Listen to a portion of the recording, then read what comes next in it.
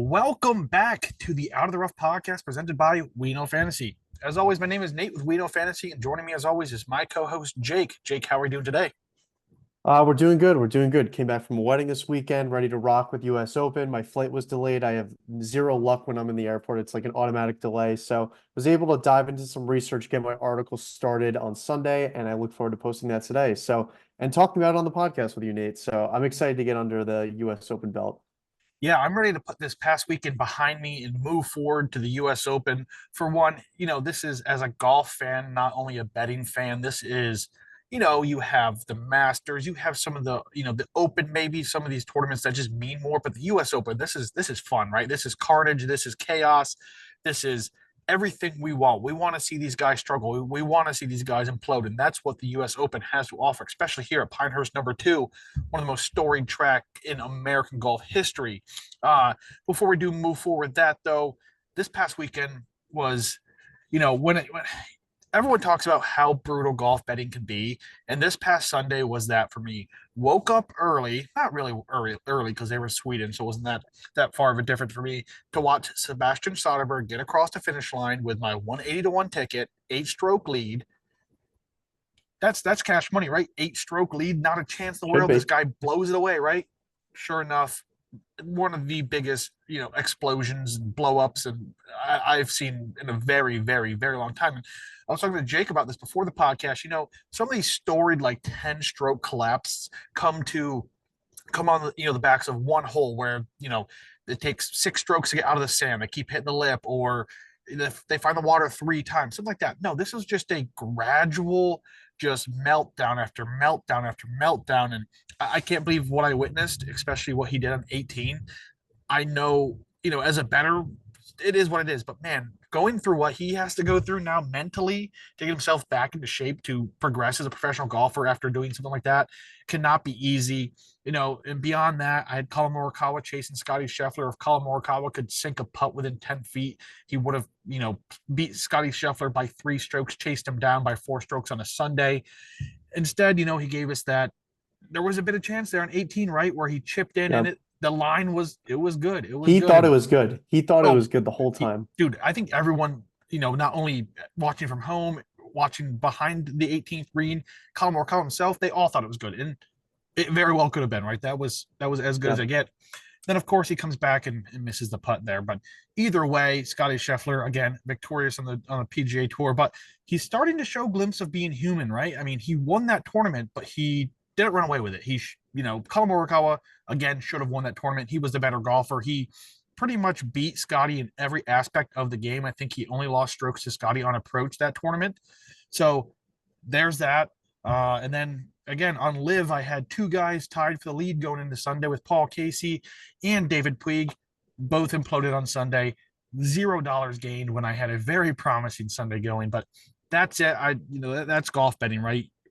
You think you have everything, and then you have nothing, and then you go into a Sunday and you think you have nothing, and all of a sudden your guy shoots 7 under and he's there in the lead. So just a game of roller coasters, ups and downs. That's how I spent my Sunday. Is teary eyed behind my TV as everything in my hands just not quickly, just gradually crumbled away from me. But you mentioned it, U.S. Open. It's a new week, clean slate, biggest tournament in the world on the PGA Tour, best field, best course, everything we have right here. So if our bets don't cash, at least we get to watch some fun golf this week. So before we do move forward and talk about the U.S. Open here, Jake, where can we find you on social media? Yep, you can find me at DJ Freeman on Twitter. I post my articles that are also found on WeKnowFantasy.com. Full DFS outright betting guide, everything you need to know in there. There's also a link to the Discord in there. Coming up on 200 members, completely free to join. A great resource to have. All information about the course, different players, different strategies for DFS and outright betting. Ask questions. There's a plethora of people in there, whether you're new to betting golf or just interested in talking golf versus people who do this full time professionally. We have a good mix of people in there, a lot of people willing to help and share their resources. So be sure to join that completely free. Again, you could find the link in the podcast description, and you could also find it in my article on We Know Fantasy and on my Twitter. Yeah, I tweet it out usually about once a week, and I post my full betting card there before I post my articles. If you're interested in getting an early look on that, you can do that. That's where I post my exclusive like first round leaders if I do them. That's where I posted my live card there. I have a 3-man card. 2 went into Sunday as a tie for the lead. So all that stuff, just an incentive to join Discord. Again, completely free, and check us out there. Be sure to follow myself, Nate, on Twitter at WKFNate. Be sure to follow We Know Fantasy on all forms of social media at We Know Fantasy. Be sure to visit WeKnowFantasy.com for some more fantasy sports content for the baseball, basketball, football, NASCAR, golf, everything in between. We have you covered. A few highlights you can find on the We Know Fantasy website. We have my Out of the Rough golf betting article series. That's where I really go in depth each and every week about the PGA Tour, DP World Tour, and the LPGA majors. Coming up, fantasy football around the corner. Going to have some content there. We Know Fantasy podcast network, the We Know Fantasy NASCAR podcast. Cody and Devin, again, every single week doing what we do here, breaking down the track, track history, guys in form, who should be good, who shouldn't be, going for their full betting card, and they're doing really well. They know their stuff. So if you're just interested in NASCAR or looking for another avenue of some sports betting, check those guys out. But here we go. U.S. Open. What is it? The 127th playing of it, I think. Filling the dead air. 124th U.S. Open, Pinehurst #2. I don't know about you, Jake, but I'm super excited for this week. Not only because the U.S. Open is the U.S. Open, the hardest challenge in golf, but Pinehurst #2 is one of my favorite courses. It is going to be a fun one, and yeah, It's again, super unique. it is. I mean, we talked about it again before the podcast even kicked off here. It's not like our typical U.S. Open track that's essentially just super long, narrow fairways, long rough. That's what the U.S. Open presents to us. The USGA, that's what their guidelines are. Pinehurst, completely different story. We'll break that out here shortly. But moving back into it, it's Father's Day weekend again this week, and the third week of the third weekend or Sunday of June, and so is the U.S. Open. So it collides with that. So hopefully, to those fathers listening, you can kick back, relax on a Sunday, watch some golf. Maybe not relax if you're sweating a bet or something like that, but it's going to be a good weekend nonetheless. 2014, last time Pinehurst #2 has hosted this event, won by Martin Kamer, doing so by 8 strokes. He shot -9. I think second place is Ricky Fowler, and the other guy's blanking me right now, but they shot -1. So 3 guys under par the entire week here at Pinehurst #2. The last time they played this in 2014. And we mentioned, man, the chaos, everything about implosions, anything that can go wrong will go wrong at the U.S. Open. So it's about mitigating your mistakes, capitalizing on your strong suits, and again, just putting together a complete round of golf. I mean, we've seen U.S. Opens won by guys over par, entire fields not go under par for 4 days. The world's best golfer. So just goes to show what we can do here. But yeah, Pinehurst #2 again. It's a different look than what we see at the U.S. Open. It is not massively long with tight fairways and long rough. Like again, that's what the USGA has implemented for the U.S. Open. But again, it challenges golfers with hard pan, unpredictable runouts, and natural hazards that run parallel to each fairway. Um, the field this week, the strongest field in golf, right? We see this, the Masters limited field invitational, essentially. Then we move on to the PGA Championship, a better field than the Masters, but again, there are slots reserved for PGA Tour or PGA professionals. The U.S. Open, 156 golfers, and to get in this field, you have to be, a past champion, cut off at 10 years, top 60, and the OWGR, all of that. And then if you don't reach those qualifications, you have to play regional tournaments. You have to play your way into this. And again, this is why it's the best field in golf, because there is no special invitations. You don't just wake up one morning and some guys on your phone line bringing you in. You have to either be a top 60 golfer in the world, a past champion, or play yourself into this tournament. Either way, but yeah, the most notable absence this week, at least at this point, is Adam Scott, world number 61. Right at the cutoff, I think he's in the field. I think he actually qualified yesterday or today. I was just going to mention him because, that's a big name in golf, well, right? yeah.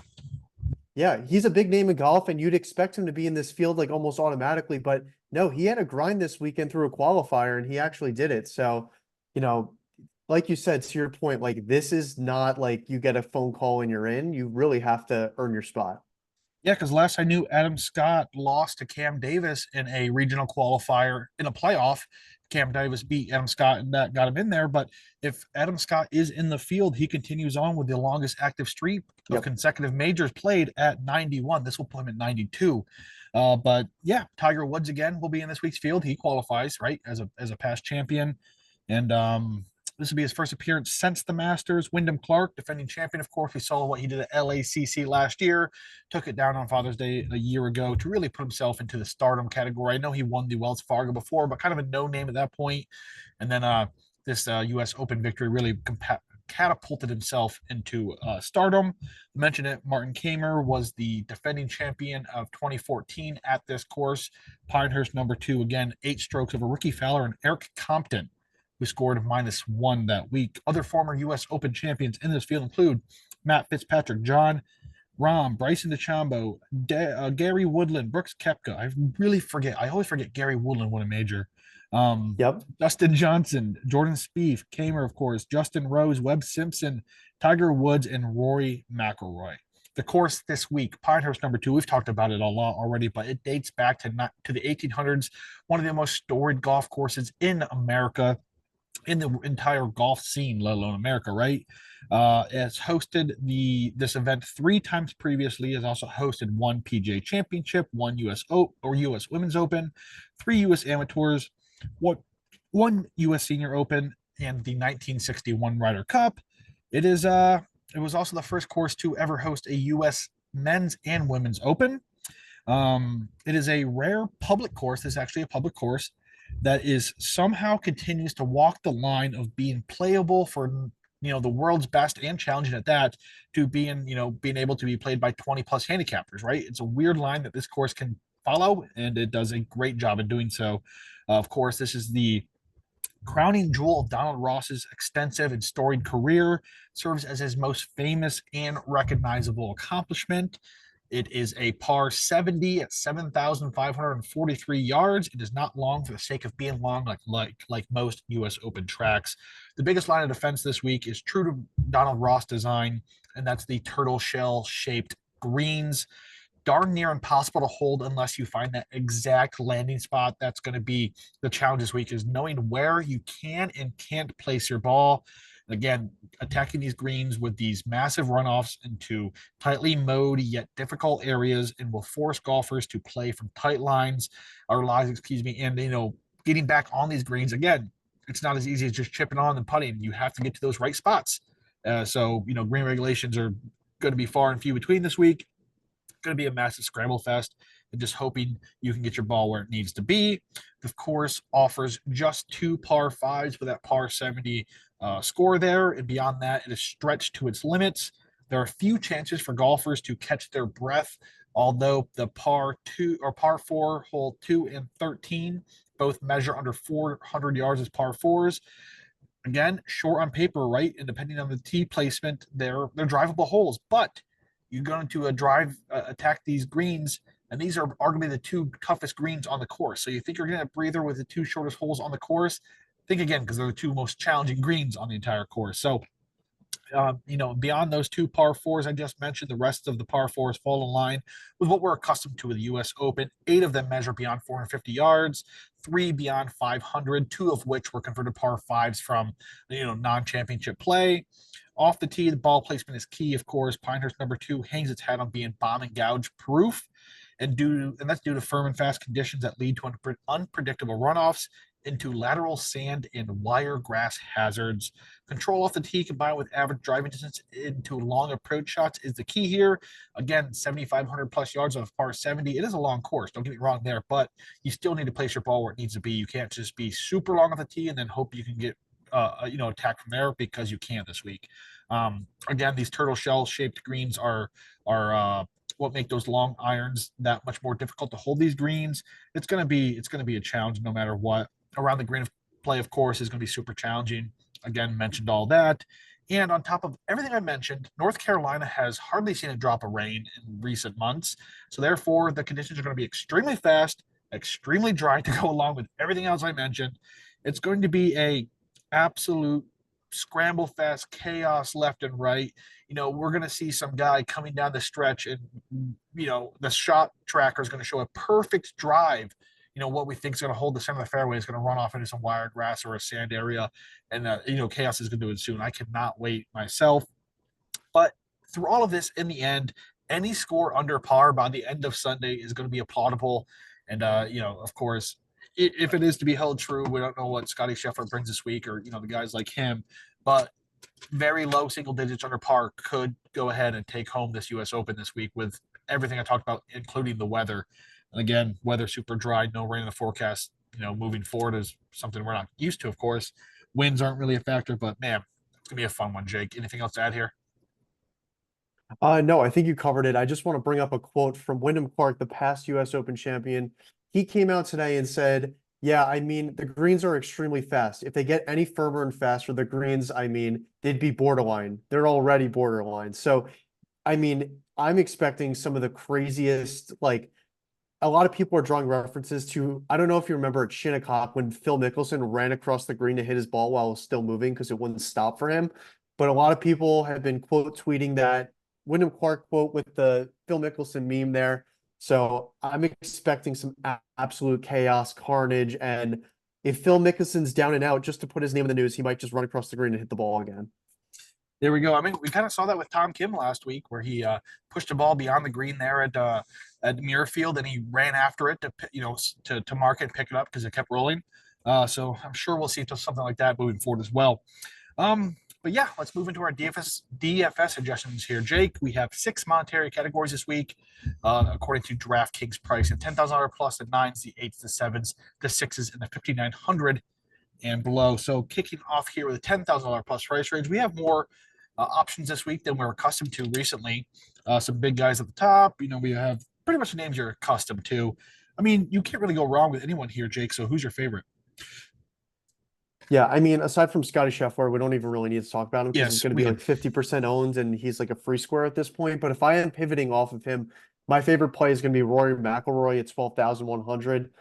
He's won 2 of his last 5 starts, and if Scotty Scheffler wasn't just winning every single tournament left and right, he'd probably be coming in with some of the best form in this field.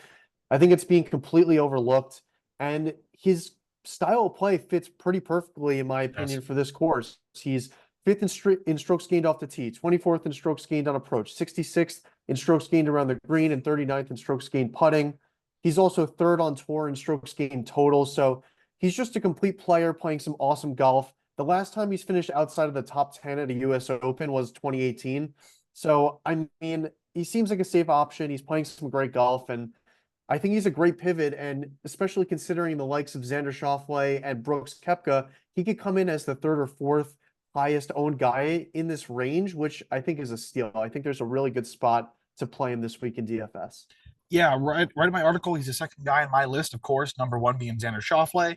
Before I do move on to Xander, though, everything you talk about, this seems like the ideal course for Rory McIlroy, right? He is not only super long off the tee, but he's super accurate as well. Strong approach. He can come with the putter. Everything checks out, right, for Scotty or for Rory McIlroy. You mentioned it.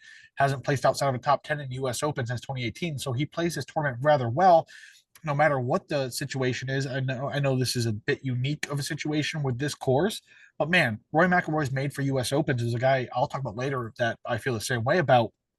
But moving back to Xander Schauffele, you mentioned it. Scotty Scheffler is just going to be chalked up and just massively owned. Rory, of course, has some name value, and then you move down to like Brooks Koepka at 10,000. He's going to be massively owned because of the value there, and former champion, just Brooks Koepka himself, right? Just name value pretty much. But Xander Schauffele, man, 11.5. He comes what $600 discount from Roy McIlroy. Again, he's going to have a high ownership, right? Defending PJ champion, finally got that win in his under his belt, and again, you mentioned it with Rory McIlroy. If Scotty Scheffler wasn't a thing, we would be talking about Xander Schauffele being the world number 1 right now, the most dominant golfer in the game. Because I mean, even outside of what Scotty does, as an all-around golfer, Xander Schauffele is arguably the most well-rounded golfer in the entire world. It's just Scotty Scheffler is just a freak tee to green with everything outside of his putter, right? That's the only downfall. Yep. But Xander, I mean, you mentioned it last week, I think, when we talked about him at the Muirfield. No matter what course we go to with Xander Schauffele, he's going to pop top of our models just because he is top 5, top 10, top 15 in every statistical category. And then beyond that, I mentioned it. I mean, he's placed top 10 in 77% of his starts this season. He's placed top 5 in 46% of them, darn near 50%. He's top 5. Again, if Scotty Scheffler wasn't a thing, Xander Schauffele would be running away as the world number one, and would have a bunch more wins, and we'd be talking about Xander Schauffele. Man, this is the greatest thing since Tiger Woods with the season he's putting together. But again, ownership's going to be a bit of a hassle here if people want to mark off, the 13-3, I think it is for Scotty, or 13-5, whatever it is. You're getting yourself a bit of discount for Xander, and you're, arguably locking yourself in for a top 5, top 10. I don't have the stat in front of me, but I think Xander too has littered top 10s left and right the US Open, in recent history as well. So that's where I'm going with 10K price range. Again, Rory's in my article, Xander's in my article, and Brooks is in my article. But again, Brooks's ownership's going to be way too massive. Yeah, in 7 starts, Xander Schauffele's worst finish at a US Open is T14. So the guy is almost as automatic as Rory, I would say. Outside of that T14, all the other finishes were top 10s. So he is just an absolute machine. And you mentioned it, like he's course proof at this point. Like wherever he tees it up, he's going to be top of our models. He's second in strokes gained total on the PGA Tour this season. He's a great option this week. I think you really can't go wrong between Scheffler, Rory, and Xander, in my opinion, at the top of this range. It all depends on ownership. Yeah, just the way that falls. And, Xander's also like top on tour in scrambling, top in bogey avoidance, top in 3-putt avoidance. Like, not only is he playing extremely well run of golf, he's not making mistakes. And if he does make a mistake, he's recouping quick, getting to par, and moving on. So, if, again, it's a tough place to be because you have the greatest thing we have seen in our generation, right? Outside of, again, we weren't really around for Tiger Woods. This is Scotty Scheffler's morphed into our Tiger Woods, right? So we'll see what happens because of all of that. So moving down here to the 9K price range, I think there's more options in the 10K price range this week than the 9K, which is really weird to think about. Weird. But I'll kick it off here. I'm going with Ludwig or Oberg, 9,600. I mentioned it. You mentioned it with Rory McIlroy. It feels like Oberg was made for US Opens. Same thing as Rory McIlroy. Yep. Super long, yet super accurate, strong approach play, has a quality putter. That's it, right? I mean, off the tee, great iron play. He putts rather well. Currently on the tour, he's second in par 3 average scoring as well. Third in total driving, 6 in par 4s. 7th in scrambling and bogey avoidance, so he doesn't make many mistakes. 12th in tee to green, 15th approach. I mean, checking all these boxes as we move forward. And, I know he missed the cut of the PGA Championship. Again, this guy is super young. He's new to all this major hoo-ha, but this just seems like the ideal course. So looking at his form as well, prior to his missed cut, or he placed T5 last week in the Memorial Tournament as well, right? And then prior to his missed cut of the PGA, let's see what he's done. T10 at RPC Heritage, 2nd at the Masters, T14th at Valero, 8th at the Players, T25 at API, T19 at the Genesis, 2nd at Pebble Beach Pro-Am, T9 at the Farmers Insurance. Like, do I need to keep going? Again, for the longest time, I don't know if I wouldn't say I was an Oberg hater. I was a doubter. Everyone was just on him so quickly, and he was, opening at 18-1, 16-1 because of everyone just being on him. I'm like, there's no way. This guy has no win equity because he hasn't won yet. And you're betting him at 16, 18. I know he won during the swing season, but man, he is showing out. He's proving why he's going to be the next great of this sport. And again, 22-1 on the betting market as well. I thought was great value for what you're getting out of Oberg in this field at a US Open. Man, I jumped all over here at 9.6 this week. Again, you could pretty much, I wouldn't be mad, and I'm going to do it myself, is skip the 10K price range, start my lineups with Oberg, and move on from there. Yeah, definitely. He's my only play in the 9K range. I do not like any of the other plays here. I love Morikawa. He profiles well, but he is going to be absolutely slaughtered with ownership. And if I'm going to eat chalk on ownership, I'm more willing to do it in the 10K range with Scotty, Rory, and Xander versus Morikawa. Again, it's the long iron play, the short game that like Morikawa fits this build perfectly. I mean, Nate, we talked about it last week, starting up a TikTok where I called Ricky Fowler slam play and he finished almost dead last. So I'm sure that we can get another clip this week where I say to completely avoid Collin Morikawa and DFS. But Aberg's my only play here. And like you said, he's just built for US Opens. It's the short game. I mean, the putting is great. It's the around the green that gives me a little cause to like pause for a second. And he's also never played at a US Open before. But last week he gained over a stroke per round around the green, and that was a difficult course at Murrayfield Village. I think he could bring that forward this week and have a great week around the greens because the rest of the game is there for him to play well. So he's my only play in the 9K range if you're going to dip there. But I think I'm going to go a lot of my lineups in the 10K, skip the 9s, and just go straight to the 8s and the 7s. You're right there with you. Going back to Collin Morikawa, again, arguably one of my top 5 favorite golfers on tour. Absolutely love his game. But man, again, I know it's different this week, but he's not long off the tee, so he gets hindered a bit there. Long iron's phenomenal. It's just I don't see him winning this tournament with these greens with the way he's putting. I don't think there's a realistic chance that when it comes down to it, when you have to make a putt to win, he's not going to do it. I mean, he has PGA Championship, would have won if he could putt. Last week, Muirfield, if he could putt, he would have won. Maybe even the Masters, same thing, right? All of these tournaments he could have won if he could figure out how to putt. We talked about it as well. It's not like he's skyrocketing balls past the hole or missing drastically and leave himself like 5-6 footers back at it. It's slight misses and it's pretty much tap ins on the other end. So the speed's there, everything's there except the line. So I don't understand what's going on with it. I don't think it's mental. It's whatever's going on with his reading. Needs to get to the drawing board. But until that happens and we can see him put together, some putts in a row, I don't see him winning, especially a US Open on these greens. So I'm with you. I'm avoiding Collin Morikawa. Ownership's going to be through the roof because of recent form and what he did last week. Everyone and brothers all over him. I mean, he opened it at one point he had the same odds as close as Xander Schauffele. Not a chance in the world. 16-1, 14-1. I'm not touching anything like that. So Collin Morikawa is on my hit list as well. So 8K price range. Finally some disparity here. Jake, who we got here? Yeah, I'm going to go to Tommy Fleetwood here at 8,500. Again, he just kind of seems like it's not more of like a US Open and the Open kind of player where he's got the elite short game. He's awesome around the green, awesome with the putter. He's not super long off the tee, which isn't, I mean, at US Opens, generally speaking, it's super important to be long off the tee. This week, I think it's less important than it generally is. So I think this provides a good opportunity for Fleetwood to play well. He's a super accurate driver of the golf ball and he can get the irons going quick. Over his last couple of starts, he's gained with the putter. His last 2, he's gained on average close to a stroke per round on approach. The driving distance been pretty solid as well. Not an outright play just because I don't think Tommy Fleetwood has any win equity on the PGA Tour. He's never won here. But on a DFS standpoint, I think he's a good option in this 8K, mid 8K range that you can, take one of the top 10K guys and jump to Fleetwood here at the mid 8s to then get your second player in your lineup. Yeah, I love this shout out because his ownership's going to be minimal as well. Again, no win equity, right? Because he hasn't proven he can do that. Runner-ups left and right, not recently, but that's what he's known for.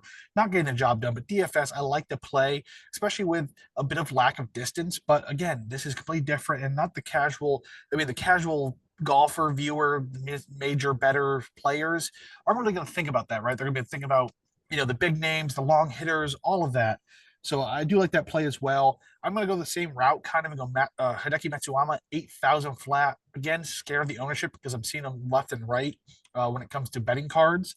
But again, we talked about this a few weeks ago. I think it was the PGA Championship when you presented your card in a way that I'm only going to bet guys who can beat Scotty Scheffler. And we flirted with Matsuyama doing that because he can, right? When his irons are on, there is probably no one in the world who can catch him, and he can post 62, 63 is not, Pinehurst, he did at Genesis, right? At Riviera. But when his irons are on, he's placing the ball within 2, 3, 4, 5 feet. It doesn't need a putt. And that's his downfall, right? Is putting. But when his irons are as accurate as they are and he's clicking on all cylinders, he's going to put the ball within inches of the hole, feet of the hole. He doesn't really need to rely on his putter. And again, it's not like he's not coming in here with form. He has some great form, of course. Won the Genesis, T12 API, T6 Players, T7 at the Valero Texas Open. That was a stretch of tournaments not too long ago. He didn't have his best showing in his last two outings, the Masters and the PGA Championship. Let's not forget that he withdrew from Wells Fargo not too long after those events, citing another injury. Maybe scares some people off, but he came back last week with a T8 at Muirfield, so I think he's doing just fine, in my opinion. But man, he's also first on tour this season, a strokes game around the green. We talked about how important around the green work will be this week. He is number one on the PGA Tour in doing so. He's also third in strokes game tee to green overall as well. Of course, one being Scotty, two being Xander. So Hideki Matsuyama is third there. He doesn't have great distance off the tee, but it's not like he's super short. Total driving, he's 85th. It's a combination just straight up of accuracy and distance on the PGA Tour. But again, extremely talented with the approach play and all of that. So if he comes with his A game and starts firing some darts, there's no stopping Matsuyama. And that's who my favorite is this week. Again, just be wary of ownership. Yeah, and I mean the putter is very hit or miss. I think he's 133rd on tour right now in strokes game putting. That's the only thing, but we've talked about it week in and week out. When those irons are clicking, he doesn't need the flat stick because he's within 3 feet every single time and he can make those putts. He doesn't have the yips from 3 feet. So I like the call out. I know he's gaining a lot of steam, but short game is going to be super, super important. So if his approach and his around the green game gets him to 3-foot putts every single time, he can definitely take this tournament down. I feel that. And I just want to make mention of Justin Thomas in this price range as well. I absolutely love Justin Thomas this week. I'm not sure how I should feel about this, but I am completely in love with him. I mean, last four tournaments: T5 RPC Heritage, T8 PGA Championship, also T21 Wells Fargo, T33 last week. Rounded in some good form. Former champion on the season. He's also placed T12 to API. Some great performances, and I haven't even really noticed this. What kept Justin Thomas down to start the season was the approach play wasn't what we thought of Justin Thomas's forever. What is he now? Fifth on torn strokes game approach, and he's sixth in tee to green. He's coming, right? And once he gets all of that going, his around the green magic, we know he can be one of the best in the world when it comes to around the green. Maybe get a few putts to fall in his favor. He could be there, and he's playing some great golf recently.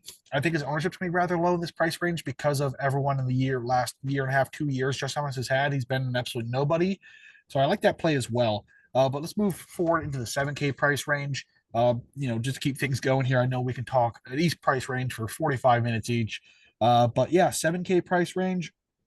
I have your guy, as my top play, Sahith Theegala here, 7,600. I'm gonna go a little bit different route. I have two guys, right? So I'm gonna fly through these guys. Tyrrell Hatton is 7,800.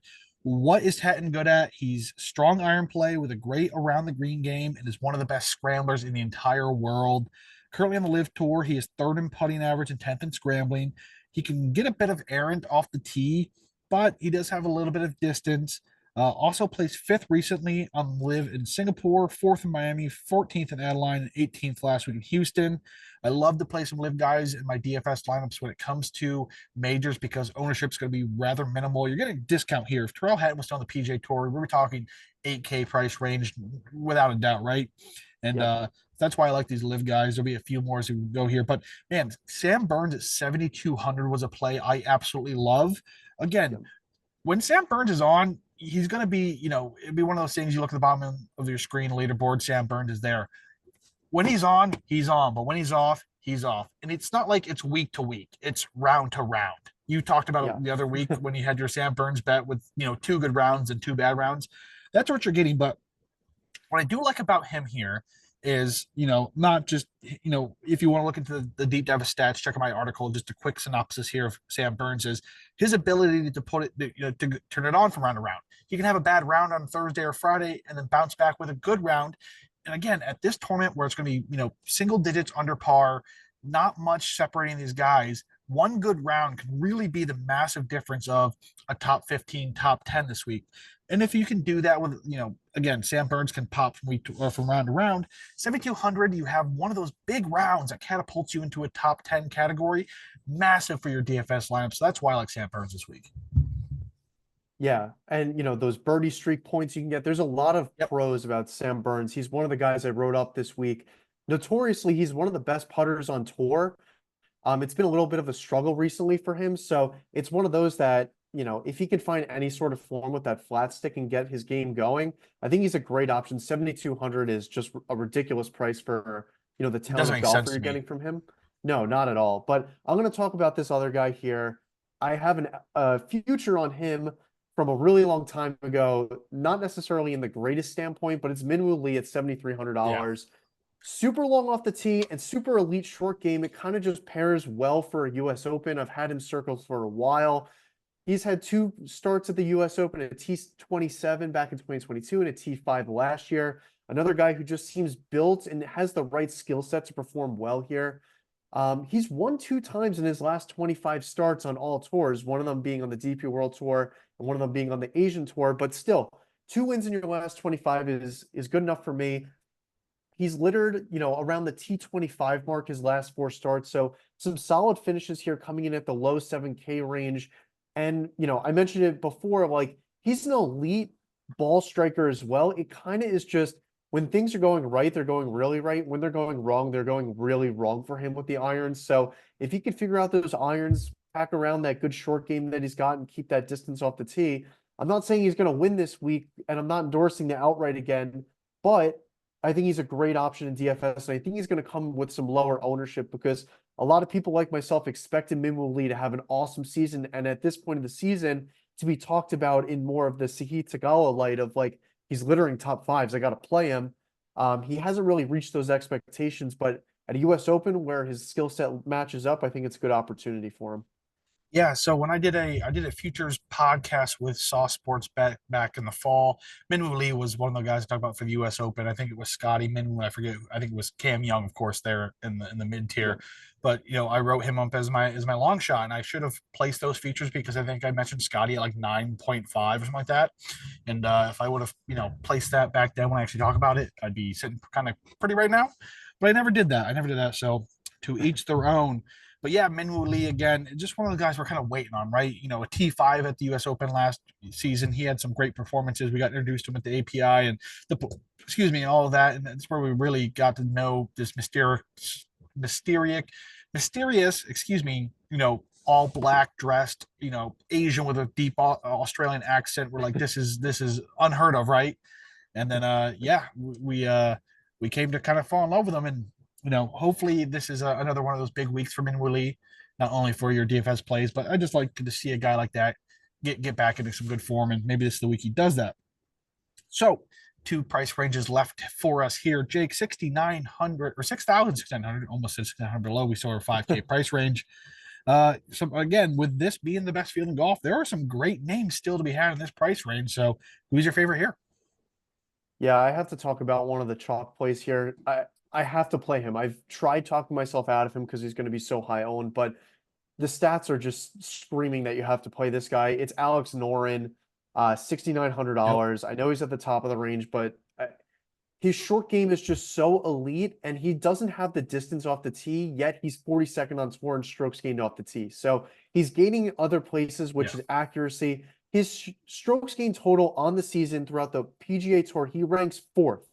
That's Scotty Scheffler, Xander Schauffele, and one person that's not coming to my mind, and then Alex Noren, who you're getting at $6,900. So absolutely ridiculous price in my opinion. He's going to garner a lot of ownership alongside Sepp Straka, who's been playing some awesome golf. I couldn't get away from him. I'm not going to play him in all my lineups just because of how chalky he's going to be, but 26th in strokes gained around the green. Oh, sorry, ninth in strokes gained around the green. 26th on approach, 42nd off the tee, and 63rd putting. I mean, I've got nothing else to say. He has to be played. Simple enough. He's in my write up as well. Again, he's one of those guys that doesn't miss cuts as well. I know he missed the cut Yeah. in Canada, right after I said he doesn't miss cuts when I talked about him, and then he missed the cut. But simply, he just has too good of a game to miss cuts. And I think he's played in like 14 events. He's made the cut in 13 of them this season. You mentioned it, man. Strokes game total. He's fourth on the PGA Tour. Alex Noren, this. It's not a typo. That's correct. And I mean, I also wrote up Siwoo Kim for the same reason. This is a guy who just litters making the cut, and that's the biggest thing. Get 6 for 6 across the cut line into the playoffs, and see or in the weekend. Siwoo Kim does that as well. 6,800, I believe, is where he's at. Same thing, just a complete well-rounded game. Can't putt to save his life, but he's losing strokes like 3 or 4 strokes per round, and still has like 6 top 25 or 10 top 25s in the season. So again, if one thing just starts falling in his favor, a few putts fall, he'll skyrocket up some leaderboards. But I really want to talk about Christian Bezuidenhout here, 6,200. This is my favorite play in this price range. I know he's catching some steam. I placed an outright on him this morning as well. But he's fresh off a fourth place finish last week at the Memorial. He also plays T17 Charles Schwab, T16 Wells Fargo, T28 RPC Heritage, T25 Valero, T9 Valspar, and T13th at the Players. Some great form. He is third on tour in par fours, fifth in three putt avoidance, 15th in bogey avoidance, 19th in scrambling, 22nd approximate hole for 175 plus. Again, does everything you want. Great iron play, tee to green 56, not too bad, 59th approach. What he does lack is distance off the tee, and it's not like he's in, he's not long in any measure of the imagination. So he's 171st in total driving. I think there's like 178 to qualify right now. So big downfall there. But everything else is so elite. He's playing some great golf as of late. And man, 6,200 is a fantastic price range. But again, ownership may be something to be worried of because he's kind of one of those more popular guys, especially with a T4 last week at Muirfield. But yeah, mentioned Adrian Rock real quick, 6,300 smash play as well. So 5,900 and below price range, Jake. Final one of the week here. I'm going to kick it off here. There are a few names I do like, and I'm going to go back to the I'm gonna do it. I'm gonna go back to the live route. Go David Puig here, 5,900. I played in the PGA Championship in the same price range. He's finally found some form. We've been waiting for this. This was one of those kind of golf prodigy guys waiting for to be one of the next kind of big guys on the PGA Tour. I think it was Oklahoma State he went to, but he was signed directly out of college, or actually cut his college career short to go to live. He's the youngest guy on live, or at least was at the time. But yeah, he finally broke through. He placed third last week in Houston, went to the final round with tied for the lead, but he is long off the tee. Sixth, stats are rather limited on live, so just a few stats. He's sixth in average driving distance, 14th in putting average. He can putt, 28th in scrambling, and 11th in birdie, so he gets that going. But outside of the live tour, as a member of the Asian tour, he placed second at the International Series Maku to John Catlin in the playoff.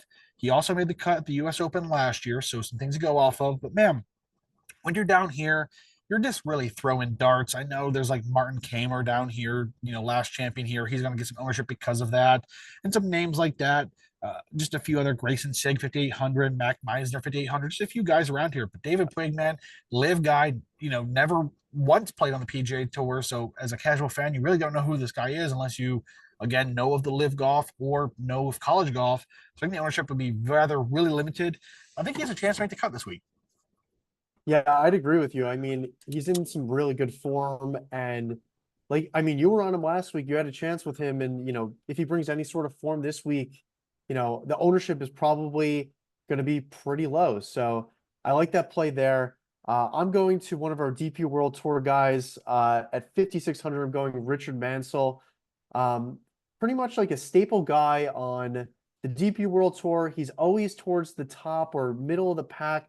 His recent form has been really awesome. I think outside of a one miscut and a withdraw out of his last 10 starts, his worst finish is a T25. So just playing some overall solid golf in all the statistical categories that are, overview of, driving and that kind of stuff. He's above DP World Tour average. So like driving accuracy, distance, greens and regulation, putts per green, average putts per round, sand save, strokes average, all that kind of stuff. He's above the DP World Tour average. I'm just asking him to make the cut, right? And playing some solid golf on the DP World Tour in the mid 5K range. I think that this is a pretty good spot for him. Not sure how the ownership is going to shake out in this 5K range because there's not so many sexy names per se, but I really like him as a play at 5,600. Yeah, again, unless you're a devoted golf fan and follow the DP World Tour, you're not going to know who Richard Mansell is.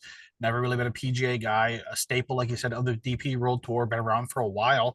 And again, he's not like a sexy name of the DP World Tour. He's not, a guy who has won a crazy amount or one of the up and coming stars of the DP World Tour to keep an eye on. He's just a well-rounded golfer, does a lot of things well, as you mentioned there. And man, 5,600, again, you're saving yourself even $300 off these guys if you're trying to put a super top heavy lineup. Getting someone like Richard Mansell to come over here to the States and make the cut, it is not out of the ordinary for him like that to happen. I mean, we see it all the time. So yeah, love that play. And again, something not many people are going to be thinking about this week. But that's it for our DFS lineups this week. A lot to go through. But again, if you guys want some more golfers, some more breakdowns, check out Jake and I's article on WinoFans.com.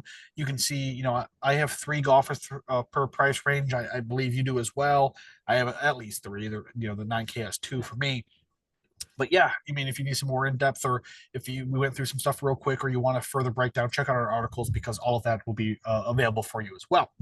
So, one more thing before we do hop off here, Jake, is the betting card. Of course, each week we have three categories. We have our overall favorite. If you place one bet this week, who would it be? We have our personal favorite, maybe someone we're on the community's out on, a favorite value play, or maybe a favorite golfer, a personal favorite golfer all together, and then we have our long shot, simple enough, longest odd drawn this week.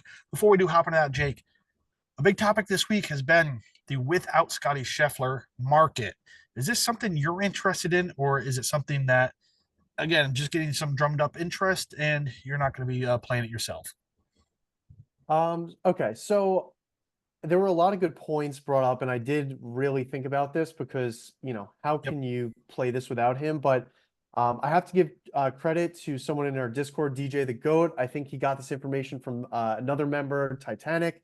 It is a big risk to play this without Scotty Market. You're up to, Chop's dead heat rules where, oh, great, I played Brooks Koepka at half the odds he is now, but he tied technically with three other players, so I'm not getting any sort of legitimate payout per se.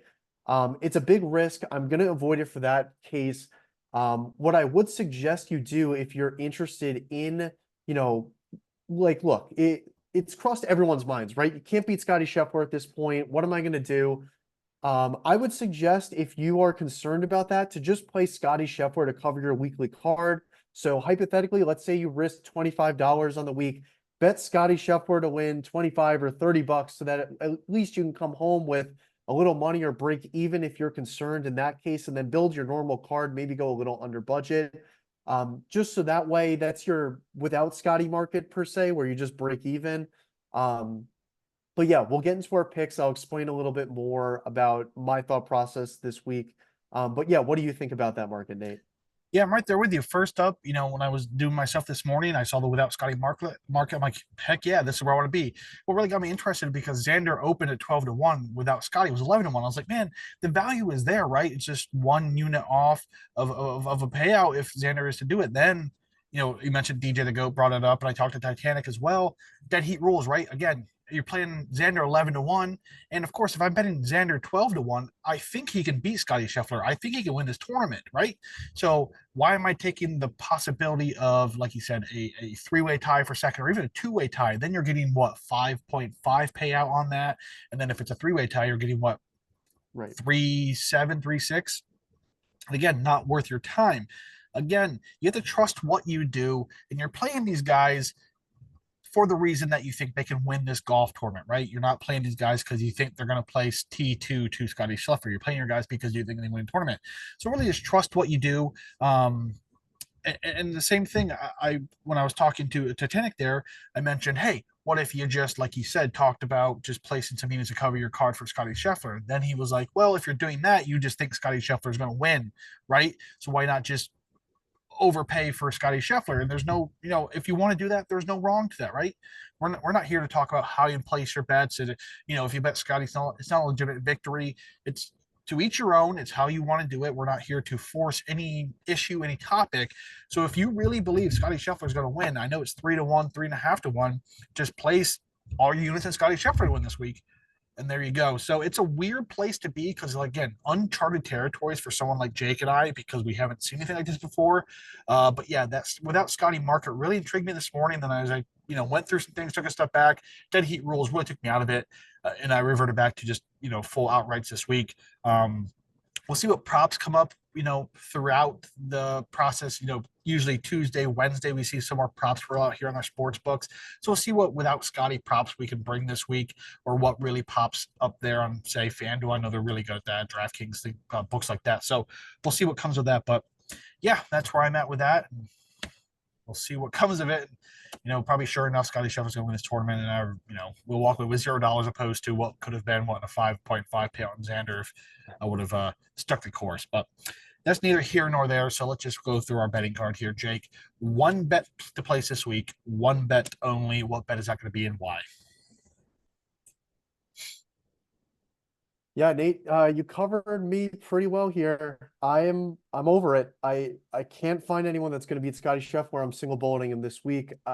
It's just I'm at the point where I don't trust anyone to beat him, right? It came to the point where I thought about Brooks Koepka when he's in that major mode, he could do it, but he's coming in on some poor form, and if that's the only guy I'm afraid of, I'm fine single bulleting Scotty. I'm not proud of it, but like you said, to each their own. I was on the train of you can't play a guy 3-1. You can't. I'm not playing him for a full unit because that would require me to overextend on my weekly budget to a crazy point. I'm risking close to my full budget, which is, a pretty decent amount. But if I'm willing to risk it on other golfers, I'm willing to risk it on Scotty Scheffler, who's been playing the best golf and has just the great he's in great form. He has the perfect game for Pinehurst too, and I couldn't talk myself into any other play. I have one future, which I'll talk about as my long shot, but yeah, I'm on Scotty 3.5 to 1 as my single bullet this week. There it is. I mean, again, to each their own. Again, you went through the process. You believe that there's no one in this field or in this world at this point who can beat Scotty Scheffler. So fair play to you. Go through that single bullet out there. If it hits, good on you. You mentioned it there, playing a large amount on him to do so. Again, no one can beat Scotty Scheffler, so why not just get on the wagon, cash a ticket, see one go through, make a few dollars this week, and we'll move on moving forward. But I'm leading my way with the guy I think that can beat Scotty Scheffler, that's Xander Schauffele, 12 to 1. If there is to be someone to beat Xander, or excuse me, to beat Scotty, I think it is Xander. Again, second best golfer in the world. In my opinion, fresh off a PGA championship. And I think people are going to be scared of playing Xander because he won the PGA championship. People will be like, oh, you can't win 2 tournaments in a season. Well, heck, Scotty's won 5, right? Xander is a very, very good golfer. I keep talking about that. Without Scotty Scheffler, we'd be talking about Xander Schauffele being the world number one and the greatest thing right now. With that PGA Victory Championship, say what you want. Valhalla played super easy that week. He still won a major. He still won the PGA Championship. He still has that to him. You can't take that away from him. He's solid across the finish line. He did the thing. He won. That's in his mind. He thinks he can beat anyone now. And that's super dangerous, especially for a guy who makes fewer mistakes on the golf course than anyone. Again, scrambling, bogey avoidance, three-putt avoidance. He's near the top, if not the top in those 3 categories. He's second and tee to green, approach play around the green, putting, all top 25 stats for this Xander Schauffele. So I may be the leader of the Xander. I have been for a very long time on my, soapbox preaching Xander Schauffele, telling everyone he can win a tournament, he can win a major. And sure enough, he did it 18 to 1 at Valhalla, comes in 12 to 1. I think this is the guy to take down Xander or Scotty Scheffler. And again, I have a few guys on my card just because it's U.S. Open. I want to play some units, but I mean, most of my units, I'm not overextending, are on Xander Schauffele this week at 12 to 1 to do so. Yeah, I can't blame you for that. I mean, he's finally got that monkey off his back, like you said, and he could totally ride that high into this week. I know. I mean, I'm backing Scotty this week, so I'm gonna back him here. He was in jail and had a kid the week before He that did. week, so and it wasn't necessarily. I mean, look, if you told me 2 weeks ago that I would be standing on this box preaching this to you, I would have hated myself, and as I do right now. But it was a little bit of a Mickey Mouse major, right? It was a 20 under winner. It was kind of crazy. But I guess I was just looking as you were talking what the market was on the big guns versus the fields, and that includes Scheffler, McIlroy, and Schauffele, who I think are the 3 people that have the best chance of winning this tournament. It's plus 150 to the fields minus 200. I'm interested in that a little bit just because Scotty's 3-1 himself. So if you're gonna bullet Scotty at 3-1, you're getting 2 extra players who have legitimate win equity and have really good styles of courses here, or really good styles of play that fit up to this course at half the price. I know you're giving up a little bit of value there, but if Scotty's winning for you at 3-1, he's also winning you at this plus 150 number with McIlroy and Xander. So I might think I'll add a little bit of equity into that. I'll write that up in my article a little bit, but just an interesting thing there. What do you think about that prop bet? Yeah, I like that. Of course, I think the two guys who can win this tournament are Scotty Scheffler and Tanner Schauffele. And again, we're going to throw in Rory McIlroy, who is fit and made to win U.S. Opens. Um, so yeah, I mean, absolutely love that you're getting plus value on that. Which again, with Scotty Scheffler's name mixed in there, you think you want to be getting plus value, but you are right because it's what, three golfers versus 153 golfers, so you got to get some plus value nonetheless. But I like that idea because again, single bullet and Scotty Scheffler. I'm here on Xander. So we both believe those are the two guys to win this tournament. So why not put some win equity into that, especially with yourself playing a decent amount on Scotty Scheffler to do so, a bit of a quote unquote hedge there, just to keep yourself afloat for the week. All right, personal favorite bet this week. I know you mentioned you only had two and you had a long shot, so I guess I'll just occupy this space myself. I got a few. I want to say a few. My card exists of Xander Schauffele that I moved to Ludwig Aberg at 22 to 1 with for 2 units. I think that's another probably my play in this price range, right? 22 to 1. You think this would be my favorite, but again, we have Scotty, Xander. Those are my two guys, but I think Aberg, he's probably good. He's going to win a major at some point in his career, right? He's going to do For that, sure. possibly multiple. I think the U.S. Open is probably the most logistical one for him. Maybe PGA Championship with the way though that's more, tending towards a U.S. Open trend than most. So I think his game is ideally fit for a U.S. Open. We talked about it already. And this is great value, 20 to 1. Only knock again hasn't played the U.S. Open before. We'll see what comes of it.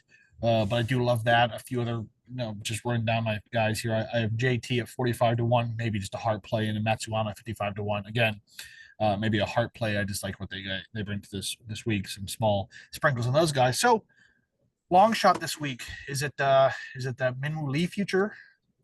Yep, it is the Minwoo Lee future. I got him at 80 to 1. It looks like right now his best number is 75. So hooray for 5 points of value, I guess. But yeah, I kind of like riding that play. It was a hard play with the thought process that he'd be in a better spot at this point of the year. But that being said, if things get a little crazy out there, and we see a long shot winner, I'm happy with that position if, these big guns kind of find their way out of it. And I think 80 to 1, he has an elite short game, super long off the tee. And if he gets those irons going early, I think that he could play really well this week. Yeah, I mean, futures are a weird thing, right? Because at some point a year in advance, we're just like, hey, I like this guy so much. I'm putting money on him now for a year from now that he's going to be in a better spot to win. More often than not, it doesn't work out in our favor, right? We place this money expecting them, again, some futures I had Will Zalatoris the Masters. I lost value there.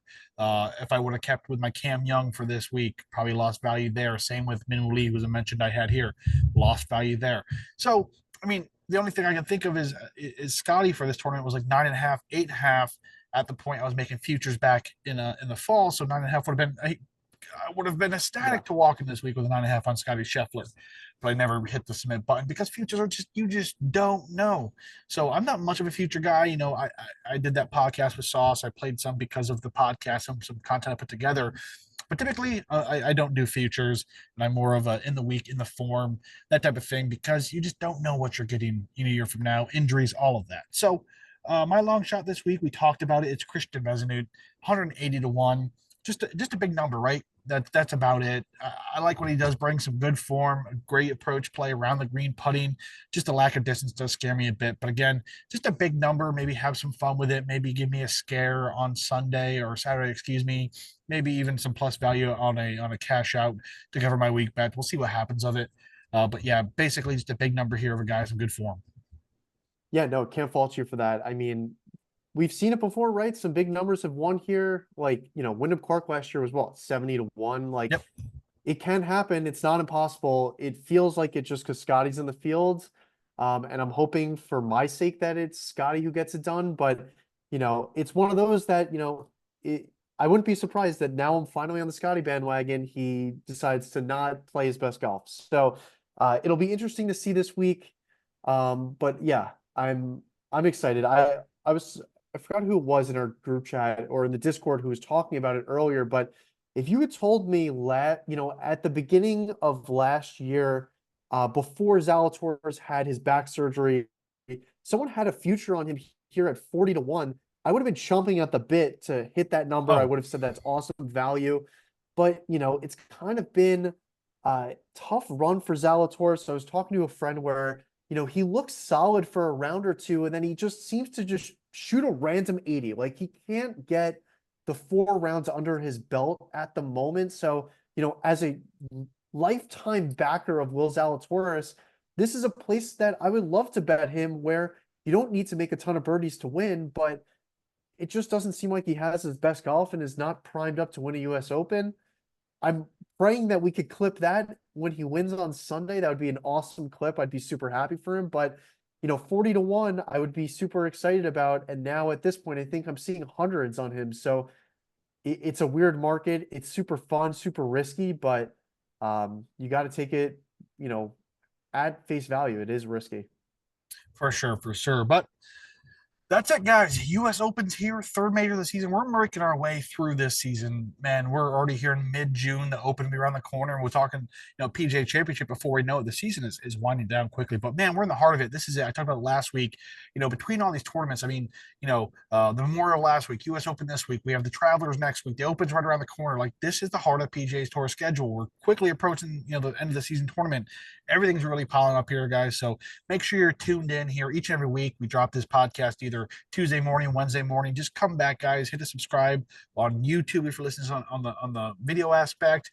Wherever you listen to your podcast, make sure the subscribe button. Just we can't thank you guys enough for whatever reason tuning into us chat about golf for an hour each and every week. It kind of blows my mind that people actually do that, right, Jake? But we do appreciate Yep. you guys and adore the heck out of you guys. But one more time, Jake, where can people find you on social media? Yep, you can find me at DJ Friedman on Twitter. My article will be posted by the time this podcast comes out. You could also find the podcast on there. Nate and I post and retweet that. Also, please join the Discord. Super fun place to join, completely free. A lot of good resources, a lot of knowledgeable people in there. So if you'd like that at your disposal, be sure to join. Also, we didn't cover every single player, but I don't know about Nate. I feel like I have, a profile on my head of every single player for DFS this week. So if you are playing and you do have questions or need a little bit of guidance, feel free to join. Shoot us a DM on Twitter, anything. I'm more than happy to help. I know Nate is also more than happy to help. You could also find the link to the Discord in the podcast description. Can't get it on YouTube, but there's plenty of other ways to join the Discord. So if you'd like to join, completely free to do so. I think I speak for both Jake and I. If you just hopped in the Discord and did as much as just posted someone's name, Jake and I we'd gladly talk about them. Either pros or cons. Everyone else would join in. Like we're just golf Yep. fans. That's all we are, guys. We're not professional bettors. We're just fans of the sport who place a few dollars here and have had some good run of luck to put us in the position we're in. So we would love to just talk golf, just casual talking golf in Discord. We do it each and every week outside of building cards with you guys and just talk about bets. We talk about golf. Like I was in there Sunday. A lot of guys, especially Sunday morning when Soderberg blew that, right? Yeah.